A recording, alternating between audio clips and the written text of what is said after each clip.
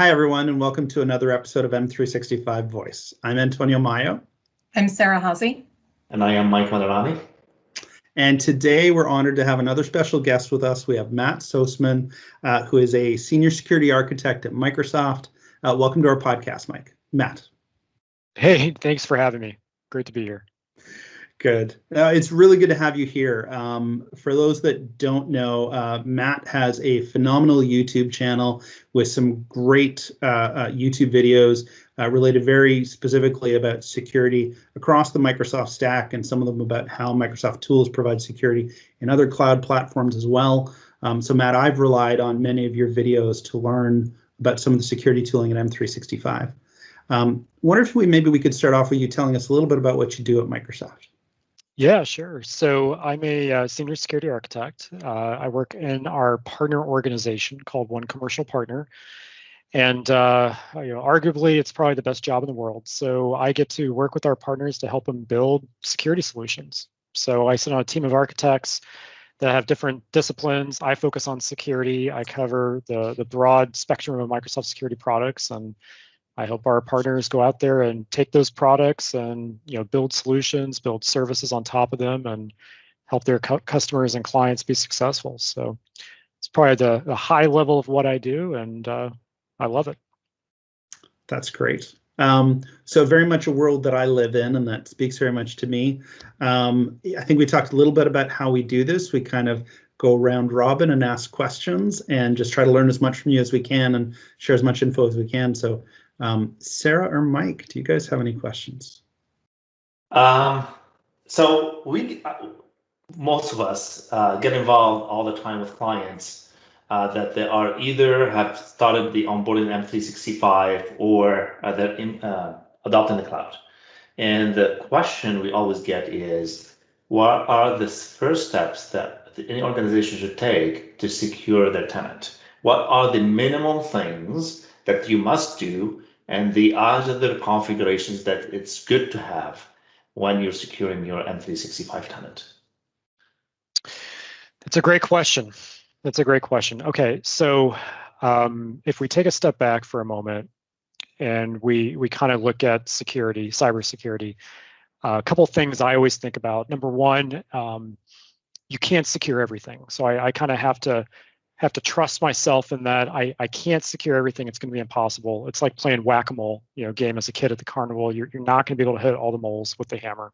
It's just not going to happen. So the second thing after I get past that is I think about these threats are always evolving, which means whatever I do right now, I'm going to either have to redo later or I'm going to have to go do something else later, because it's only going to protect me for a period of time because these threats are evolving. So once I think about that, then I think about, okay, what tools exist in Microsoft 365? So if I have a brand new Microsoft 365 tenant, what tools exist to help get that secured? The go-to tool I always start with is SecureScore. So just security.microsoft.com, I log in with my administrator credentials, and then SecureScore will take me through a scan of my tenant, and it will look at where my security posture is, where my risk is, and give me recommendations on how to minimize that. So it'll give me recommendations on, hey, you might want to enable these different features that I already own, I'm just not using yet. So I enable these, maybe go make some adjustments over here, change some configuration. And it gives me almost like a credit score. It gives me a number, and it tells me, here's how, I don't want to say how secure you are, but it's something along those lines. Forget the number though. It's just, am I taking advantage of the recommendations, and am I taking advantage of what's built into the tenant to turn on and enable?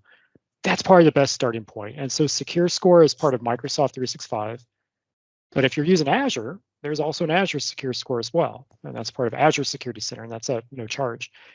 So that's probably my go-to spot that I immediately start with. And just real quick, the thing I follow that up with is I look up the Microsoft security best practices.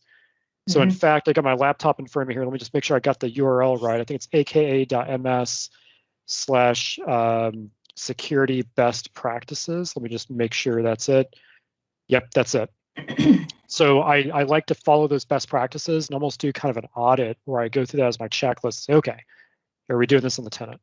And then start creating a roadmap and a plan. So that's how I think about the approach to get started, and then from there just let everything grow. Okay, I have a question. Sure. So I work a lot with large organizations and talking with large companies, and they love this idea of a secure score or anything that can be metriced, right?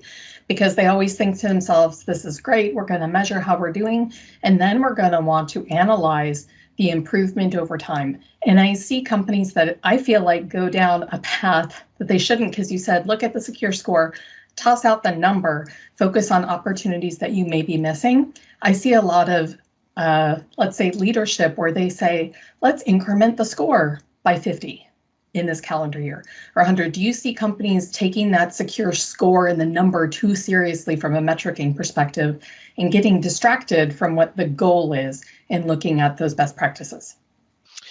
Yeah, I see it. I mean, it happens, and it's a natural thing, right? You're an executive, you're a leader. Of course, you want to get the highest score. The other thing I always have to remind myself. So I mentioned those two things. Probably the third one is, I can't be 100% secure. It's never going to happen. And so, if I get to that top score in secure score, it's probably doable, but the product may be unusable at that point, and it may not even help you meet any business objectives. So that's where I typically would bring in a consultant or some kind of an expert to help coach me and educate me on what I just talked about, and think through what's the roadmap and the journey look like. And yeah, that score is important. Let's measure progress, but let's not set a target of let's get to 1,000, or whatever the target number is. Let's get a set a target of here's the recommendations that Microsoft has, and how many of those can we accomplish? What's the low-hanging fruit that we could do right now, and then what's the weight of those, and how do those impact the score? So that's kind of the other way to look at it too. What secure score is, if you take one of the recommendations, it's going to have a weight assigned to it.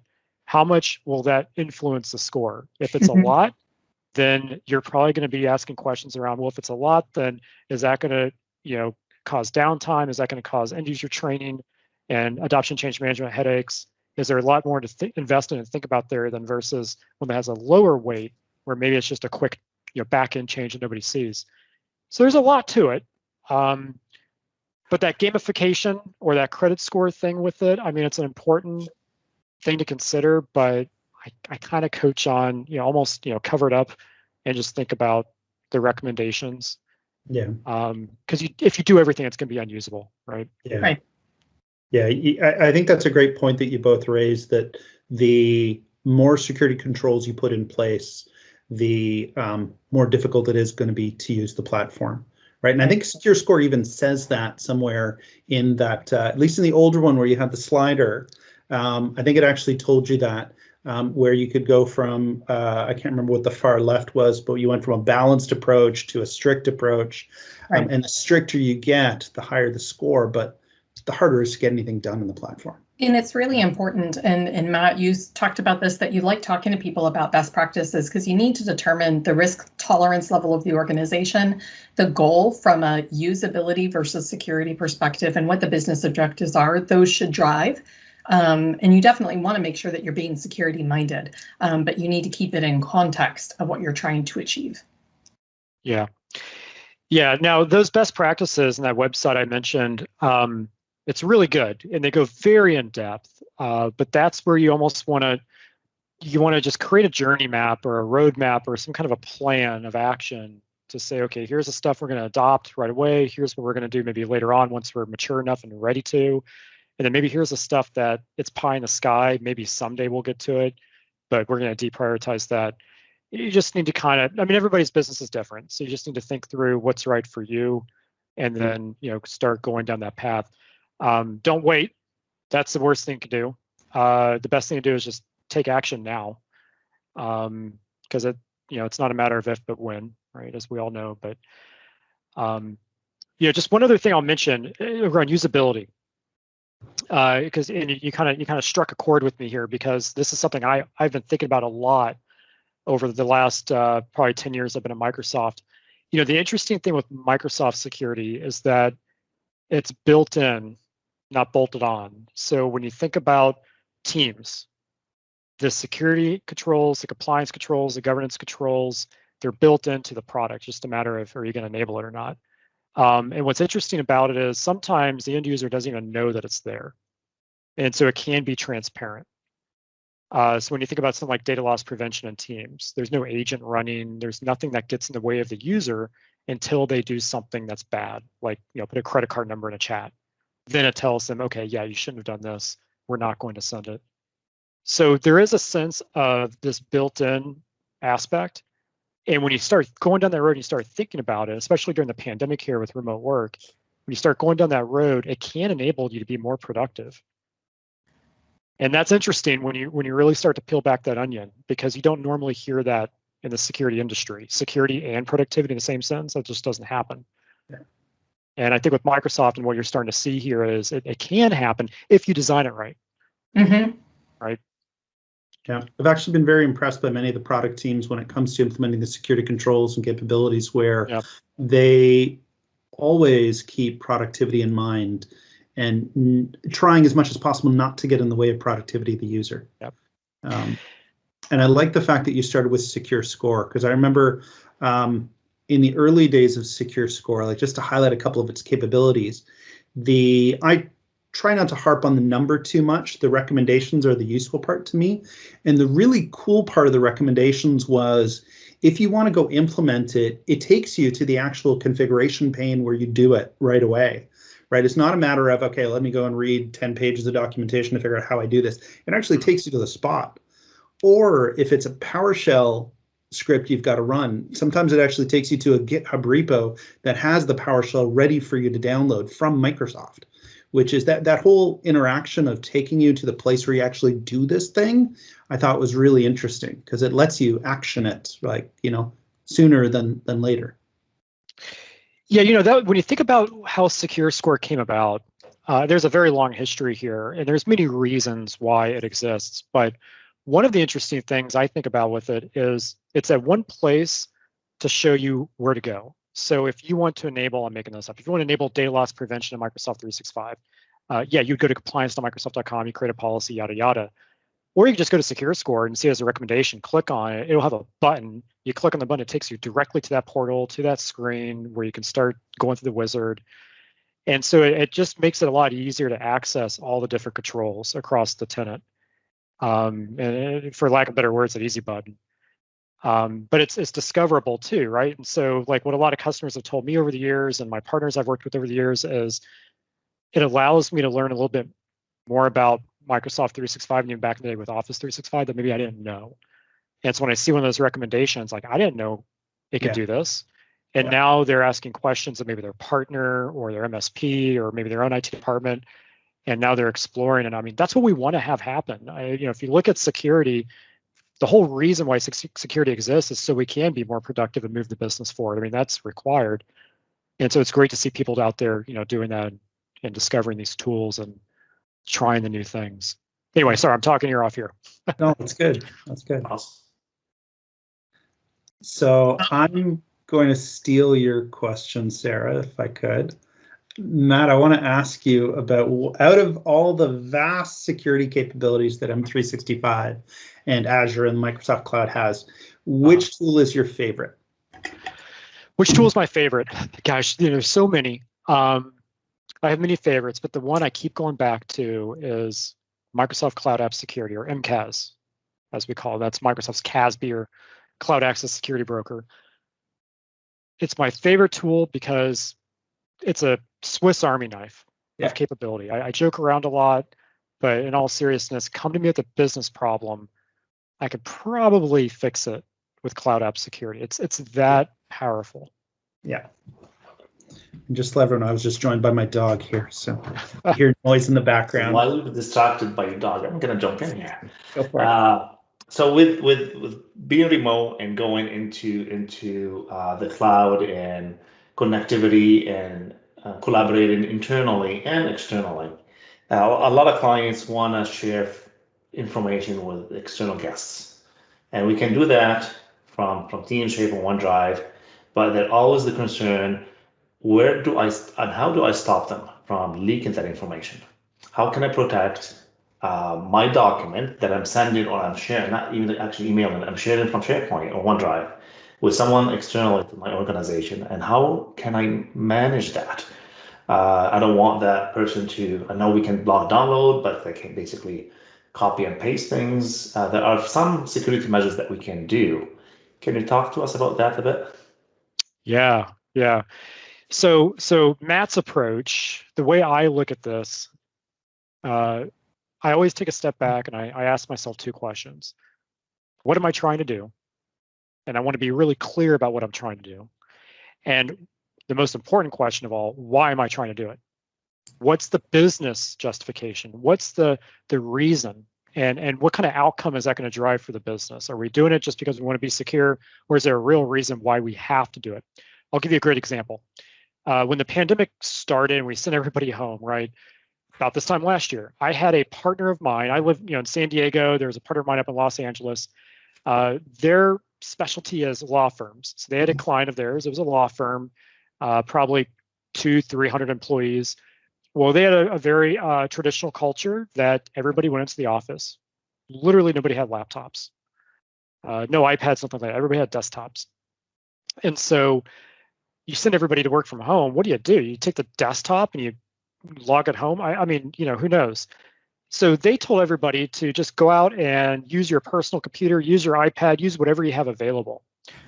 Well, what's the problem with that?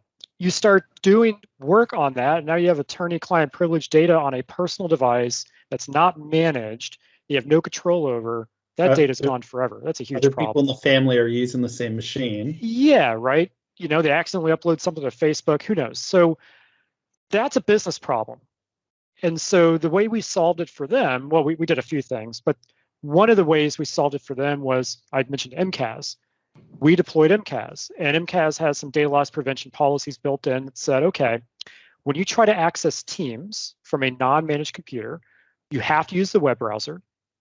And when you go to use the web browser in Teams, if you try to open a document, that's fine. We'll let you open it. We'll let you read it.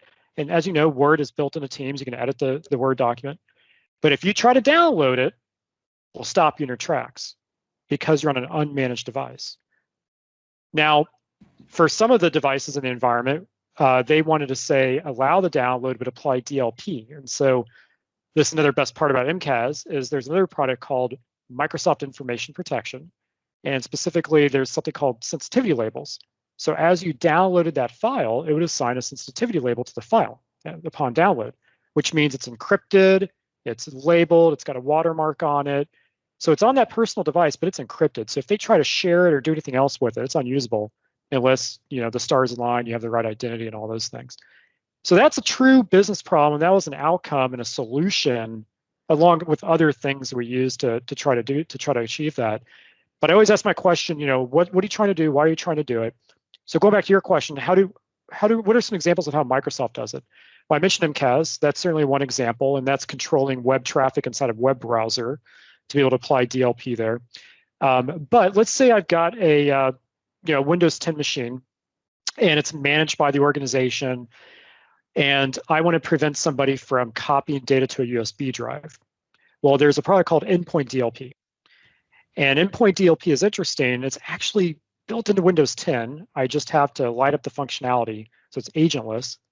And when I light up the functionality, it sits there, but it's aware of the data and it's aware of the context in the data. So if I try to take a file and copy to a USB drive, I get a little toast notification that says, hey, you can't do that.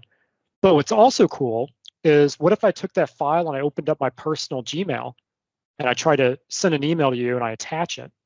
Well, Endpoint DLP, because it's built into Windows and it's aware of all of this, it will see that file is a work file for all intents and purposes. It'll see that there's sensitive data in it, and it will actually block the browser from letting you attach it to that Gmail email and sending it. So that's really cool. So there's cases like that. There's other things. I mentioned Teams before where we can stop you from putting a credit card number. There's so many different things I can do around data loss prevention. But the trick, though, is what's the problem? Why is it a problem? What kind of outcome do I want to get out of it? Let that be my North Star and kind of put my blinders on, solve for that, and don't go overboard because then we're going to go down that road of being unusable at that point. hopefully that answers your question, but I it's like pretty that cool one. stuff. I like that one, and it's a segue into something that I want to go back to that you said very early on, that you actually said that when you're working with security, right, it's an ever-evolving beast, right? Yeah. So you're doing things today, you know you're going to have to relook at it again.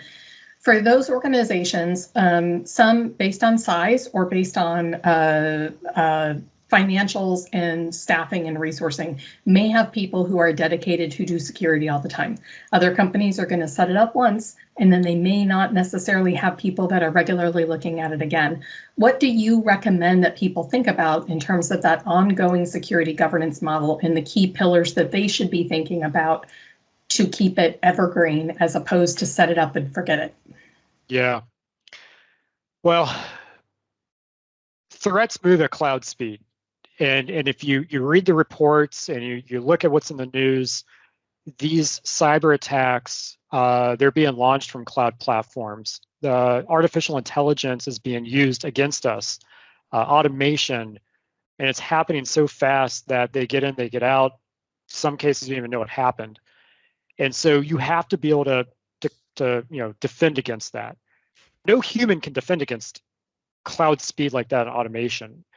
By the time you pick up on the alert and you do your triage, it could be over. So you need to respond to the automation with automation. So that's the first thing I look at is I need to have automation built in here. Now, again, I can't fix everything. I can't secure everything. So now I need to prioritize what are the type of threats that are going to be common that I can defend against with automation. And we'll come back to automation here in a second, but that's kind of the first thing I think about. The second thing I think about is how do I surface the data to give me new insights? So I joke around a lot about this stuff, but in all seriousness, cybersecurity is, for me, it's less about security, it's more about the data. It's almost a data science problem because you have all this telemetry flying on you and all these signals from all these different products and solutions and endpoints and everything. If you can decipher that data and make sense of it and get insights out of it, man, you're going to get all sorts of new things you never known before. Like, I'll give you a great example. If you have a dashboard that can show you, here's all the SaaS apps that are in use across the environment, whether they're personal SaaS apps like a Dropbox account or something, or they're corporate owned, doesn't matter. But if you had a dashboard that showed you all of that, and then it showed you by user who's using the most, and if all of a sudden you see somebody's usage of that SaaS app go from, uploading and downloading 500 megs a day to, 10 gigabytes a day, well, that's not normal. And then the automation could kick in and say, Matt, Mr. Admin, that is not normal. That's an anomaly. Do you want me to block it or not? Right? You could do that. But that's getting new insights out of that data where you may not have seen that before if you just get a bunch of alerts coming in, or if you're just looking at a log file, because we're all human. We make mistakes. We're not as smart as machines.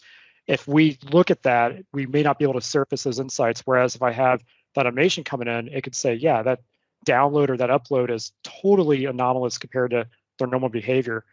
So automation, big data, and then the third one I tend to think about here is best practices. I can't stress that enough. Again, when you read the reports, the root cause of a lot of the attacks out there, and I giggle a little bit because for me it's such a low-hanging fruit. The root cause is typically bad identity practices. Yeah. And it's you're not patching your stuff. That's usually the two things that go wrong. And maybe a little bit of social engineering there, but it's usually one of those three things.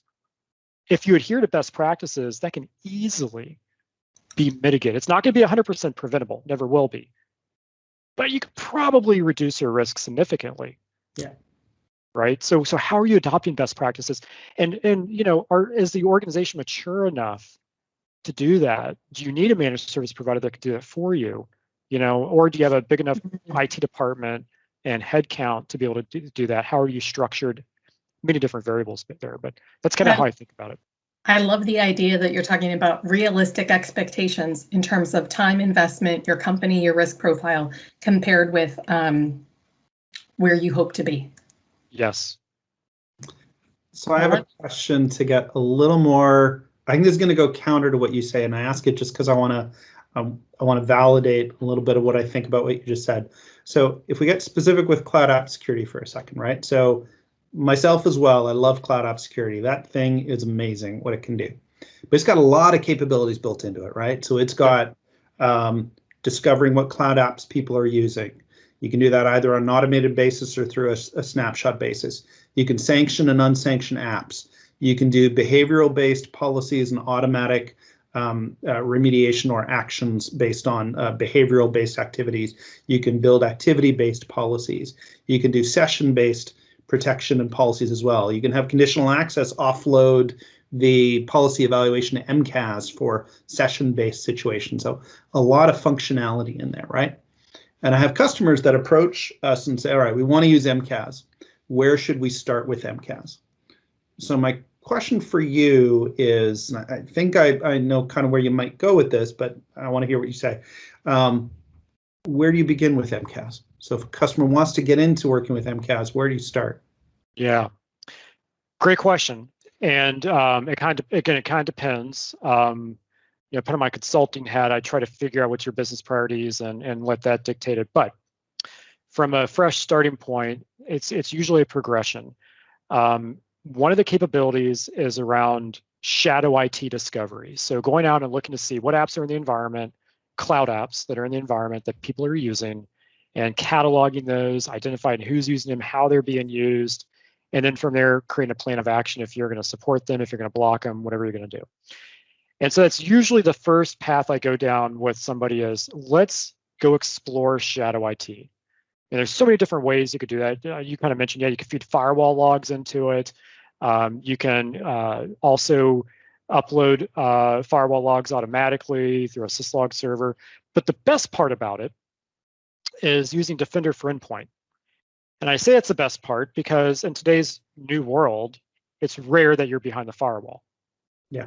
And even if you're using a VPN client, it's still, you're not totally behind the firewall. So that's where Defender for Endpoint, it's built into Windows, and you can install it on a Mac and other operating systems, but that can go out and discover those cloud apps that are in use, no matter where the client is, report it back to MCAS. And then if you choose to block it, you just push a button to block it, and it blocks those apps, no matter where that user is.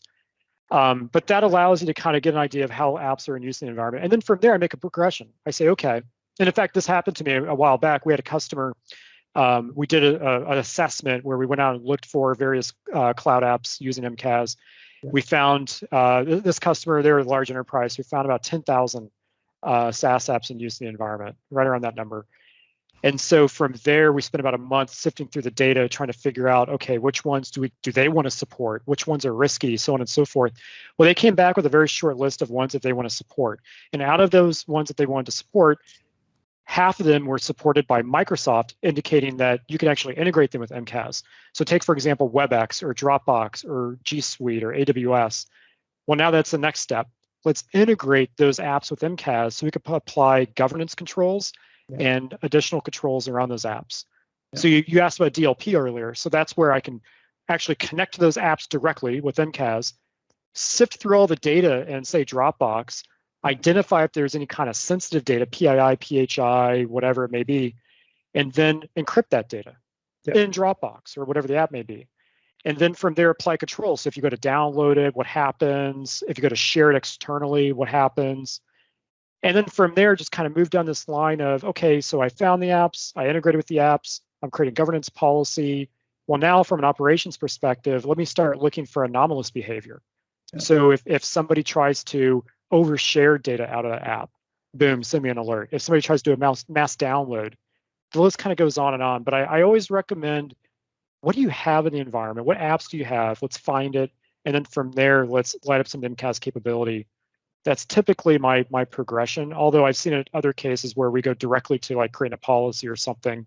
Yeah. But that's often how I view it. And I always recommend to try the trial. There's a trial license of MCAS. Yeah.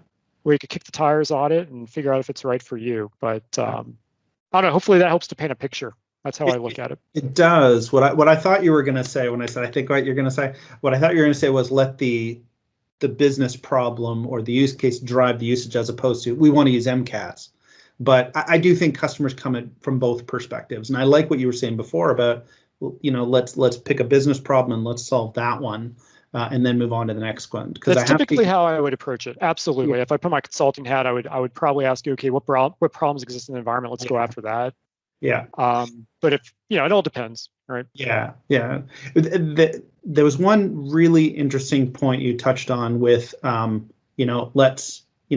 company decides they do want to use Dropbox for something. So you can use Cloud App Security to proxy that traffic, to monitor it, to encrypt it in Dropbox, right? To me, that's one of the most significant features of MCAS, because traditionally IT or IT security wants to turn off services, say no to the business when they want to use a service that's not been sanctioned, right? Like IT security's traditional answer is no, that's not one of our sanctioned services. Business group, you're not allowed to use that. But with that feature of MCAS can proxy that traffic and actually implement the security controls in non-Microsoft Cloud services, IT security can say yes and can become an enabler of the business as opposed to a blocker of the business. And to me, that's one of the most significant things that thing can do, which is amazing.